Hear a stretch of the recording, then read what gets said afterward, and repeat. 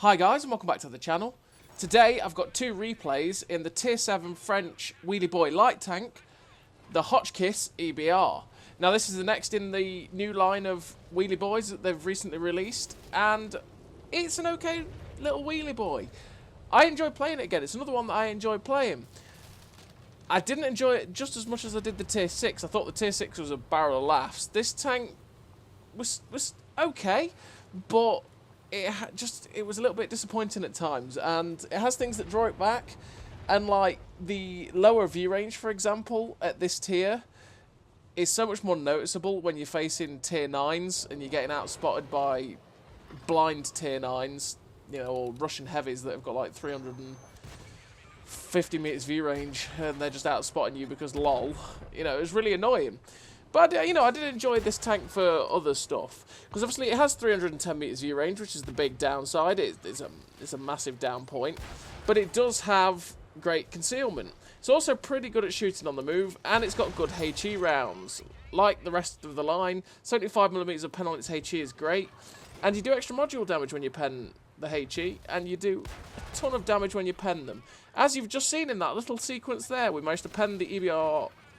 the little Panhard AMD, sorry, with the HE, Armour acting, did a lot. Then we penned the other light tank for 274. They hit hard, they're really useful. And you see we're going to pop one there as well for a good amount of damage on that MX Chaffee as well, which is great. Like I said, the HE rounds is the same way all the way up and down the line. You've got to use and abuse the HE rounds where you can. So what type of crew do I use in this tank? Well, on this tank I use Born Leader, Rapid Reload, Sixth Sense, Situational Awareness, Camouflage Expertise, Muffled Shot, Steady Aim, Snapshot, and Run and Gun. All the gun perks to make the gun as good as possible. The Camouflage, like I say, to boost up the absolutely fantastic camo that this tank has. In terms of equipment, I do run the Camo Net vents and optics as well, because the vents and optics will help you get the view range as high as it possibly can. Well, the vents helps everything really. And then the camo net just to make that camo insane, because if you don't have the camo net, you will just get outspotted by absolutely everything. Even though you have got good camo, they will spot you even easier, and it's just something you need to make better. So what is this light tank good at? Well, exactly what you're seeing here. It's good at going against tanks that have no turrets. You can just use and abuse the speed and the mobility to get around them, as long as you don't crash into them like that. Yeah, that was good driving. But yeah, I enjoyed this because I thought the gun was decent. The DPM's not great at all, but I liked the camo on it being so insane. The mobility was alright. I didn't have to muck about with a weird mode. And it's the last time that you will have that. It doesn't actually reverse backwards. That is one thing that you need to remember, is that this tank doesn't actually reverse backwards as quickly as it goes forwards like the Tier 6 does. This tank goes back at 45 kilometers an hour and forward at 70. So just bear that in mind, because the Tier 6 obviously could go forward at the same speed as it could go backwards, same as the premium tank can. So just be aware that you can't go backwards as quick. It's one thing that did catch me out a little bit at first when I was playing it, because I was reversing and going, I'm not going fast as I thought I was. Yeah, it's just something you got to bear in mind. But I had quite a good success playing this quite active, and then sort of using my camo, trying to spot things if I could, like I say, using the camo to the max extent I can with bushes and things like that, abusing other light tanks with the HE to do significant damage to them, get rid of them, because there's a lot of times that the enemy team not having light tanks is a great thing, because you can get rid of them, they lose all their vision, they get wrecked. So in this game in Heilbronn, we've had a good run around. We've done 2.9k damage, 1300 resistance. There's one tank left. It is this EBR Hotchkiss. We got the HE in, and we slap it in for 152 because it does take a hit. But yeah, that's when you know you're going against light tanks, you can just abuse them with the HE. It's one thing that has been quite fun to do. And we finished that game with 5 kills, 3.1k damage, 1300 resistance, the first class, high caliber, 1885 base XP, which is a really good amount for the Tier 7 light tank. Yeah, like I said, this one wasn't too bad. I did enjoy it. I don't think it was as much fun as it was the Tier 6, and I think that's a lot down to matchmaking and its ability to deal with some of the higher tiers. The penetration is a little bit of an issue as well. You do have 160 standard pen and 190 premium pen, and the 190 premium pen is, you know, it's pretty decent, right? you can pen a lot of tanks, but with it being APCR at distance, it loses a lot of its pen, and to be honest, there's a lot of times where you need to keep your distance, and you just struggle to pen people. You might see it a little bit in this replay as well with one of the two of the tanks we face. So in this game, we're on Fisherman's Bay, and I decided, you know what, I'm going to play a quick aggressive spot game. We're going to spot what we can. We're probably going to spot the whole enemy team. And I'm just going to try and YOLO about this ridgeline a little bit to try and spot some other tanks out. So we get a nice shot in the move into the T26E5, get another shot in, and just keep evasively maneuvering around. Because that is the one thing that these tanks are good for, is that when you're going for the enemy tanks, just keep wiggling, keep moving, and it makes you a harder target for them to hit. When you're unpredictable, that's when people miss the most, because these tanks are very good at the sharp turns, and the sharp turning, if you're going left to right, all of a sudden dead quick, it can throw off people's shots, especially when people think you might be going in a straight line, and then you're just not, and you end up dodging the shots. So we're in a light tank brawl here. We've got the HE in. We're against our tier 8 opposite, the Lynx, the tier 8 wheelie boy. And we've already slapped him up with HE once for 277, which was a big roll with the HE. Like I say, using this HE against other wheelies and other light tanks is such an asset that these things have. So I'm going in on this Lynx. It's like, hello, Mr. Lynx. He ends up missing me. I dive in front of him. He ends up damaging my wheel, but we've got 2 big HE rounds in, and we've finished him off. As that, you're just seeing it. That guy there ends up sliding a little bit, and I end up shooting to his left, which means I'm missing, which is annoying. But we get another big HE round into him for 299. As you see, your damage boost, I mean, you're reloading for like 5 seconds for that 250 odd, I think it's 250 or 60 damage, I think these HE rounds have. That means your DPM is great when you're facing these light tanks. And as well as that, you'll kill them a lot quicker than they'll kill you. So it's great that we got rid of our tier 8 opposite. Now there's just that one little pesky Panhard AM... Well, it's not a Panhard, it is an AMD. No, it is a Panhard AMD. What am I saying? The little tier 6 wheelie boy, anyway. There's now him. And I'm like, right, okay, there's this TD's here. So we're going to aim up, try and get a shot into the lower plate of the Jagdpanther 2. Unfortunately, we ricochet off his upper plate because our penetration isn't good enough to go through his upper plate. We can only really go through his lower plate. But he's YOLO'd our Lycan, and he's put himself in a very, very bad position.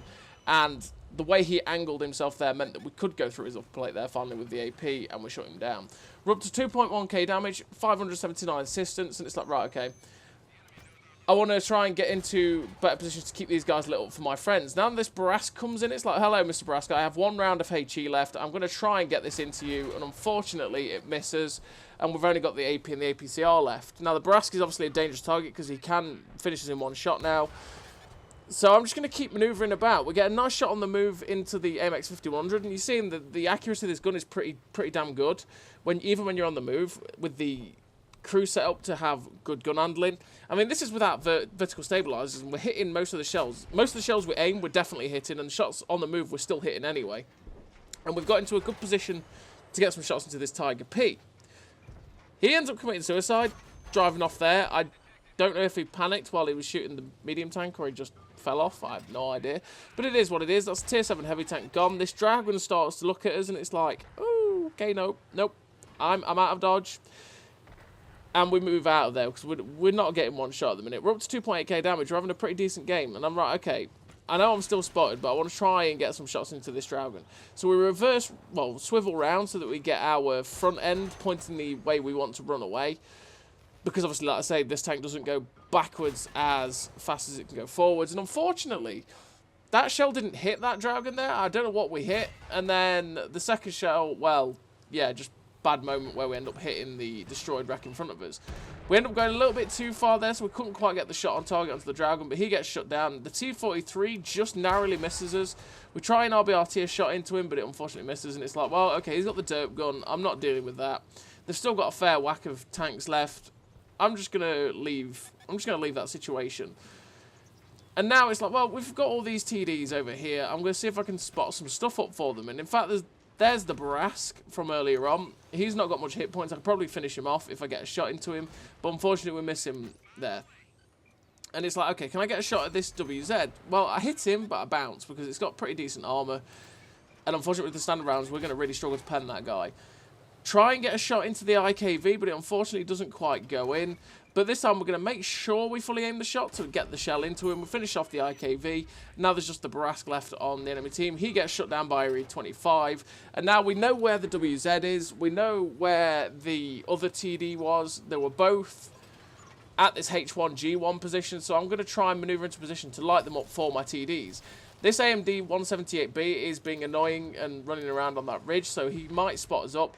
But we do move into a better position to get shots into this Sturmpanzer, because we can get good shots at this guy, and we've got the cover of the bush sat in front of us there, so that even, no matter how many times we fire at this guy, we're not going to get spotted unless that AMD 178B gets into position to spot us.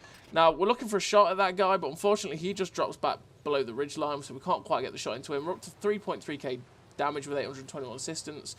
That Sturmpanzer we definitely penned when we were blind shotting him, which means he's probably a one-shot now.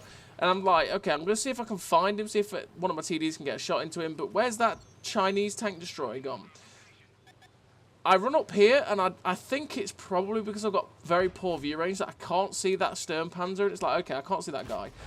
And then this AMD pops up, and it's like, oh, okay, this guy is going to keep running this ridge line. He's going to make it very frustrating, because I'm not going to be able to make a maneuver at the minute with him doing this, because every time I think about doing it, he might light us up. So you see there, the Sturmpanzer thinks about it, but doesn't. The AMD actually popped up to spot us as well. And it's like, okay, I'm just going to keep moving because I'm detected, and it's like there might be something somewhere that can see me, and I don't want to get shut down at this current moment in time.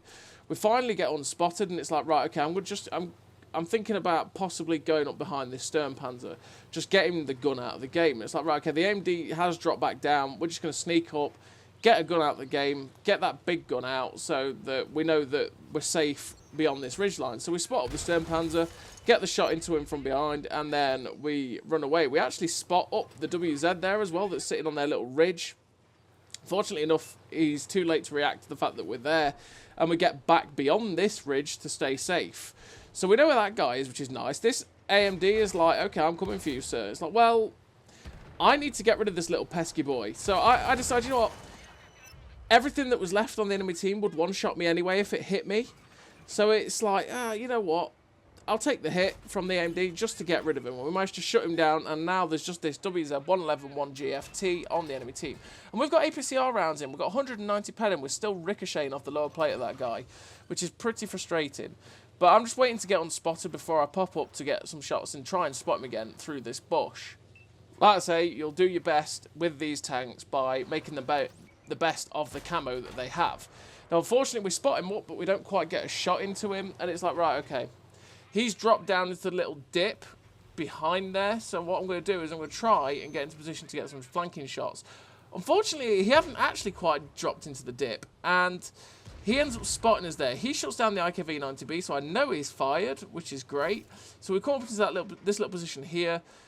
This is where the camo is fantastic, because he actually just didn't spot us. We get a shot into his lower plate, but now it's awkward. We are spotting him, so we get a bit of assistance, and that shot there made me think that he'd possibly fired. I don't know why, and he shuts us down. I make a mistake there, but it is what it is. We finished the game with 5 kills, 3.6k damage, and 1,500 assistance. Ace Tanker, Confederate, Scout Medal, 2.2k base XP, 5 kills, like I say. A really great game for the Tier 7 Hotchkiss EBR.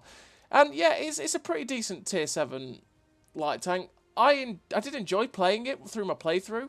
Not as much as the Tier 6, though. I did prefer the Tier 6 and the Tier 8. So as always, everybody, thank you very much for watching. I'll see you next time.